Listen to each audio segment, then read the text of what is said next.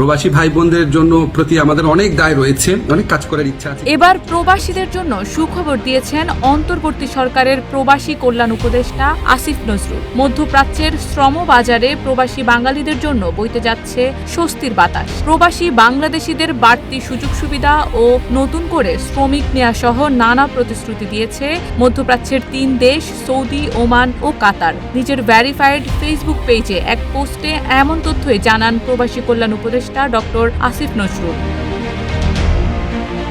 শ্রমবাজারের challenge মোকাবেলা, দ্বিপাক্ষিক সম্পর্ক জোরদার, শ্রমিকদের স্বাস্থ্য সুরক্ষার বিষয়ে আলোচনার মধ্য দিয়ে সৌদি আরবে অনুষ্ঠিত হয়েছে গ্লোবাল লেবার মার্কেট কনফারেন্স। সেখানে বাংলাদেশ সরকারের প্রতিনিধিত্ব করতে দেশটি সফর করেন প্রবাসী কল্যাণ উপদেষ্টা ডক্টর আসিফ নজরুল। এ সময় সৌদি, ওমান ও কাতার সরকারের মন্ত্রী ও গুরুত্বপূর্ণ প্রতিনিধির সঙ্গে বৈঠক করেছেন তিনি। শিয়া বাটার ও ভিটামিন ই সমৃদ্ধ lily glam beauty soap. Lily, always beautiful. 4 ফেব্রুয়ারি সকালে এই সফর ও বৈঠকের ফলাফল নিয়ে নিজের ভেরিফাইড ফেসবুক আইডিতে দেয়া স্ট্যাটাসে আসিফ নজরুল লিখেন, সৌদি আরবে আমার এবারের সফর ছিল সরকারি, সেখানে ভালো কিছু খবর পেয়েছি। রিয়াদে আমার সঙ্গে সৌদি আরবের মানব সম্পদ ও স্বরাষ্ট্র মন্ত্রীদ্বয়ের সঙ্গে বৈঠক হয়েছে। কাতার ও ওমানের মন্ত্রীদের সঙ্গেও বৈঠক হয়েছে। সৌদি আরব সেখানে আকামাবিহীন বাংলাদেশিদের বিষয়ে চাকরিদাতাদের দায় দায়িত্ব আরও কঠোরভাবে দেখার প্রতিশ্রুতি দিয়েছে।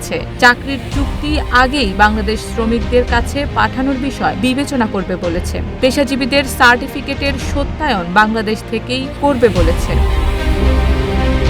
ওমানের বাংলাদেশি প্রবাসীদের প্রসঙ্গে উপদেষ্টা লেখেন, ওমান সেখানকার সকল বাংলাদেশিদের থাকার বৈধতা দেওয়ার প্রতিশ্রুতি দিয়েছে এবং দ্রুত বাংলাদেশ থেকে লোক নেবে বলেছে। কাতারও নানা প্রতিশ্রুতি দিয়েছে বলে ওই পোস্টে উল্লেখ করেন প্রবাসী কল্যাণ উপদেষ্টা আসিফ নজরুল। আরও লেখেন, এখনো পর্যন্ত সব প্রতিশ্রুতি, তবে সেগুলো আন্তরিক মনে হয়েছে। আমরা বিষয়গুলোর অগ্রগতি যেন হয় তা নিয়ে ফলো আপ করব। প্রবাসীদের অভিযোগ নিয়ে তিনি লেখেন, প্রবাসী কেউ আমার কাছে বিমান ভাড়া নিয়ে অভিযোগ করেছেন। এটা আমার মন্ত্রণালয়ের বিষয় নয়, তবুও আমি বিমান কর্তৃপক্ষের সঙ্গে 2-1 দিনের মধ্যে বসবো।